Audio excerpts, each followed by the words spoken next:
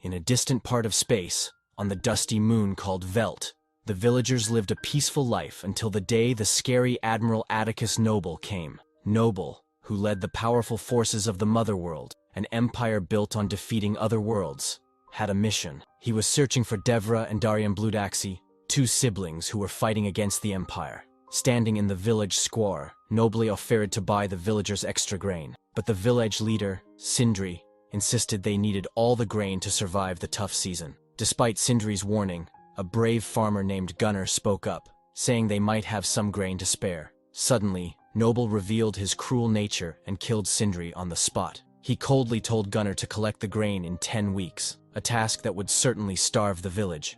With Sindri gone, Noble left a few soldiers and a robot named Jimmy to ensure his orders were followed. The village was uneasy, and soon things started to fall apart. One day, Kora, another courageous farmer, found the soldiers threatening to hurt another villager. In a fierce fight, with unexpected help from Jimmy, who was fed up with the soldiers' harshness, they managed to save the villager. This event was a turning point. Kora, realizing the danger they all faced, encouraged the villagers. She warned them of the terrible harm that would happen when Noble returned. They needed to get ready, to defend themselves, or risk being destroyed by the Motherworld. Kora and Gunnar went on an important mission to the busy port town of Providence. Their goal was simple but challenging, to put together a team of fighters to defend their village from the expected return of Admiral Noble. They hoped to recruit Titus, a once-honored general of the Imperium, who had lost his reputation. As they traveled, Kora shared her difficult past with Gunnar. She revealed that she wasn't always known as Kora of Veldt.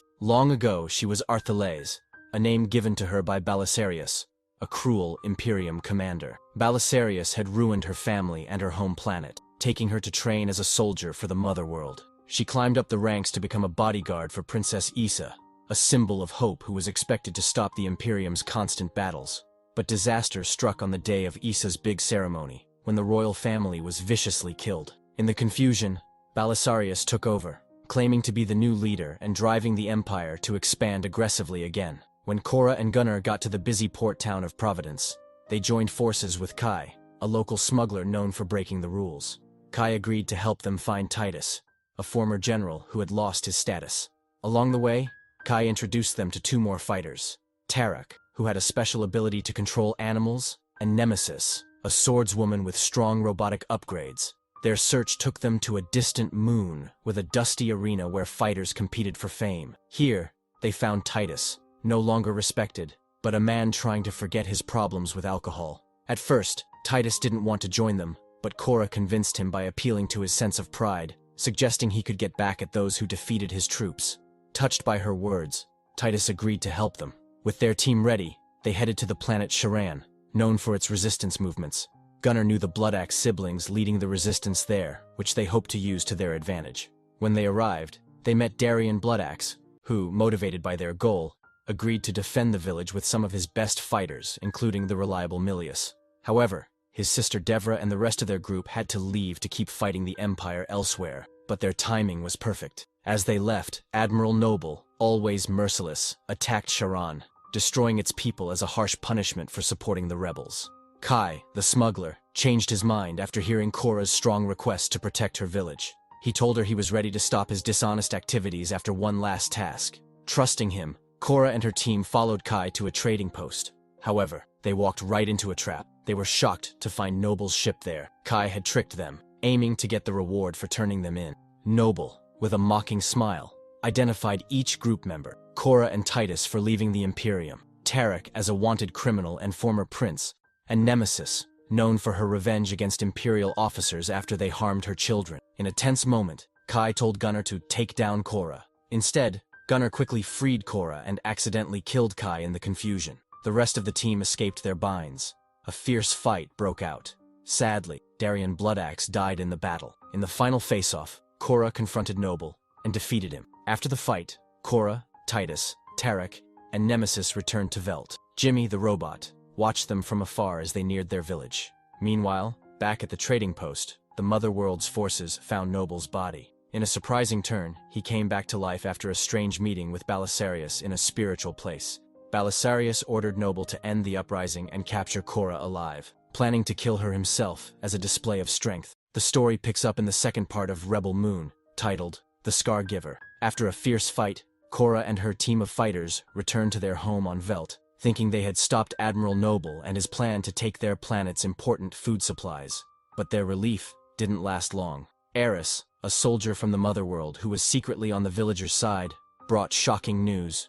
Despite their efforts, Noble was still alive and coming back to Veldt with a strong warship, expected to arrive in just 5 days. Realizing how serious this was, Titus took the lead. He got the villagers ready for the biggest battle of their lives. With little time, he started intense training for every man, woman, and child who could fight. At the same time, they gathered all their grain in just 3 days.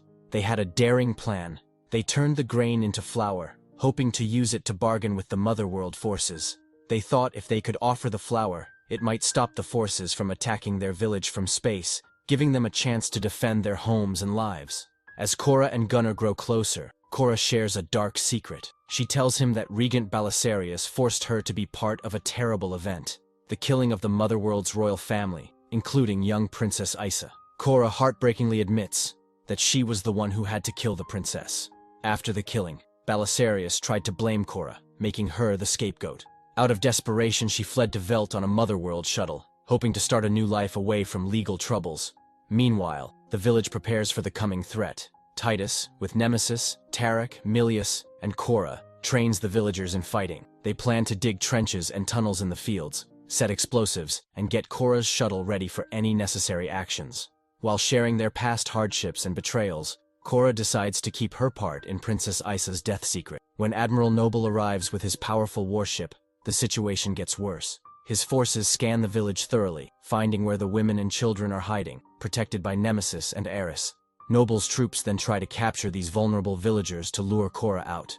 In a desperate move to protect her village, Kora decides to give herself up to Admiral Noble, hoping he will keep his promise to spare their home. However, Gunnar doesn't trust Noble and starts an ambush, leading the villagers to fight under the leadership of Titus and Tarek. Despite losing Nemesis, who bravely protects the women and children, the villagers push back the first group of Motherworld troops. But the fight gets tougher when the second group of better-equipped troops pushes the defenders back, causing a lot of damage to the village. Not giving up, Kora and Gunnar come up with a bold plan. They use Kora's shuttle and stolen uniforms to sneak onto the dreadnought, where they plant bombs on its engine. Just as things look hopeless, Jimmy, the loyal robot, comes to help defend the village. Energized, the defenders fight back harder. Finally, the bombs go off, destroying the dreadnought in a dramatic end to the battle. The victory is tough but achieved. During the intense battle, Gunnar faces Admiral Noble and manages to beat him, but he gets badly hurt in the process. Sadly, Gunnar's injuries are too serious, and he dies, leaving the village to grieve a great hero. Just as things look bleak, Devra Bloodaxe and her group of rebels arrive in their ships, turning the fight in favor of the villagers. They quickly defeat the remaining Motherworld troops, winning a tough battle for the village. As things calm down, the villagers come together to remember those they've lost. At this time, Kora decides to fully share her past actions, including her role in the royal killing. To her surprise, Titus reveals he already knew about her past. He shares another shocking secret. Princess Isa is still alive and has been hiding. Filled with new hope, the group, motivated by the chance for a better future, promises to find Isa and return her to the throne. Their mission is clear. They plan to defeat Balisarius and bring peace to their world. As the story ends, they are united in this noble goal, ready to take on any new challenges.